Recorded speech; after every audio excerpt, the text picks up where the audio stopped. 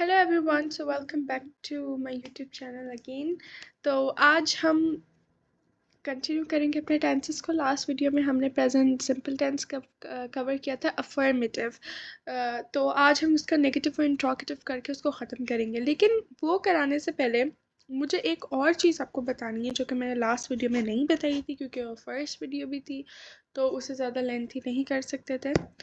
तो इसलिए आज की वीडियो में मैं वो बात बताऊँगी, और वो है use of SES.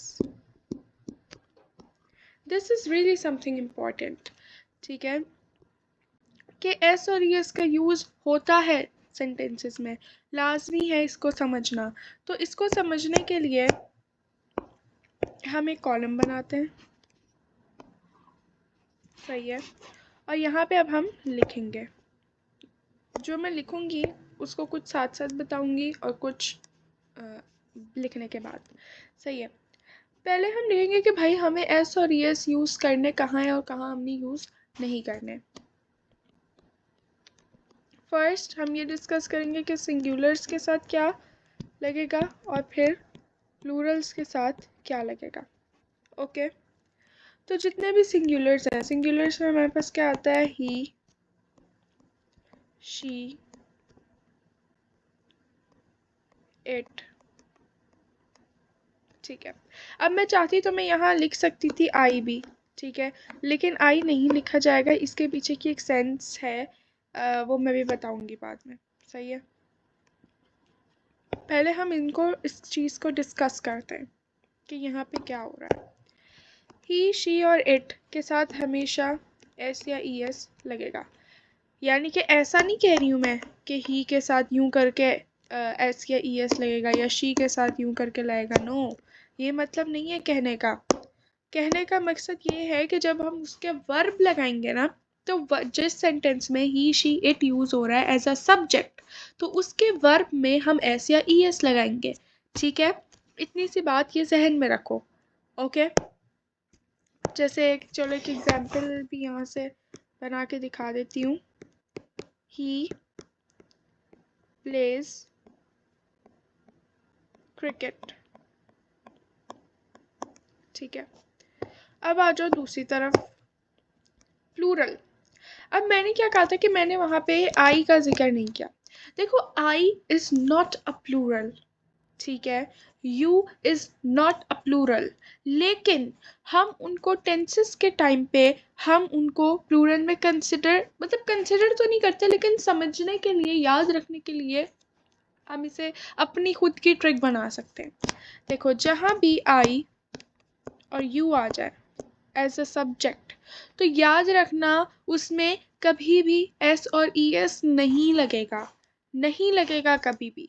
ठीक है, इसके अलावा जितने भी दे प्लूरल हो गए, दे, वी, ठीक है, या कुछ भी नाम आ गए, अली, सारा एंड आयशा,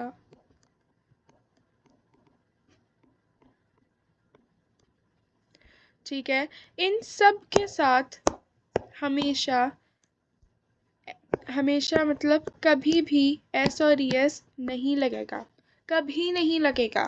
ठीक है, इसकी भी हम एक एग्जाम्पल बना लेते हैं। जैसे सेम ही रखते हैं, बस इसमें हम सब्जेक्ट चेंज कर देते हैं, दे प्ले क्रिकेट। सही है, बस ये चीज़ जहन में रख लो।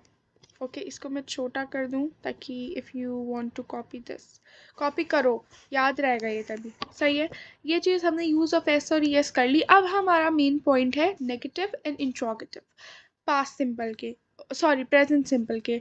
लास्ट वीडियो में हमने प्रेजेंट सिंपल अफर्मेटिव किया था, ठीक है।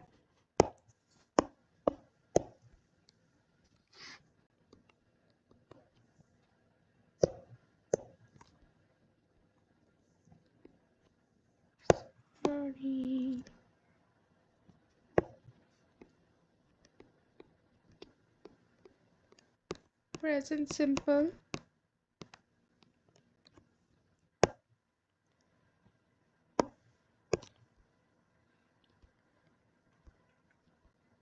नेगेटिव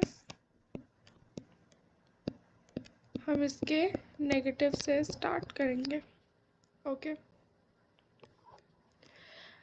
देखो पहले हम रिमाइंड करेंगे कि हमने जो लास्ट अफर्मेटिव पढ़ा था उसमें हमारे पास स्ट्रक्चर क्या था। अफर्मेटिव में हमारे पास स्ट्रक्चर था subject plus verb first form plus object, यही स्ट्रक्चर था हमारे पास अफर्मेटिव का।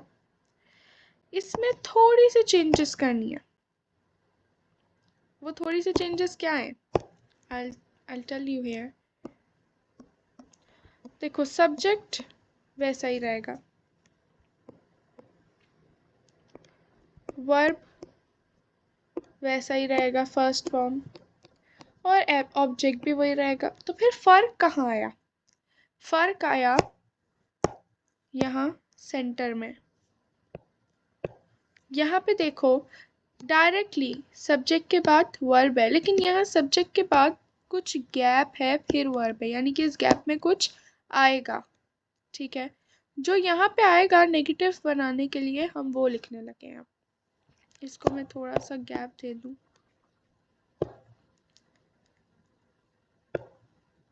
सब्जेक्ट प्लस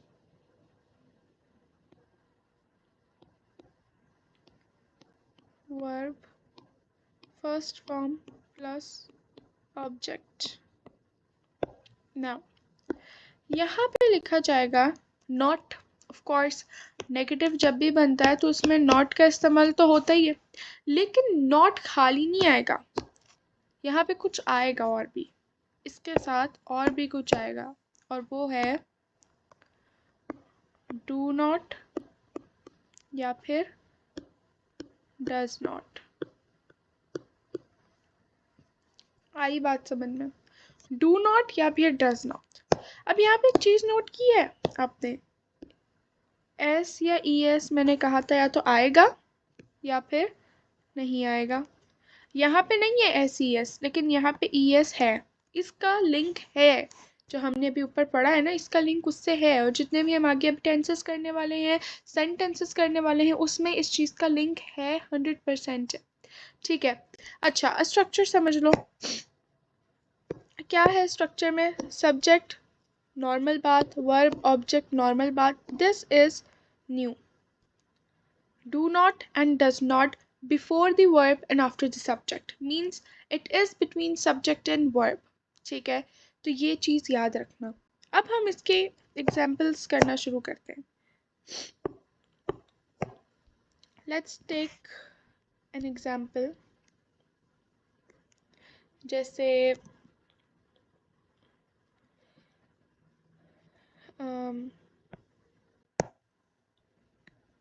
मैं फल नहीं खाती हूँ। सही है, मैं फल नहीं खाती हूँ। Now we need to solve this one.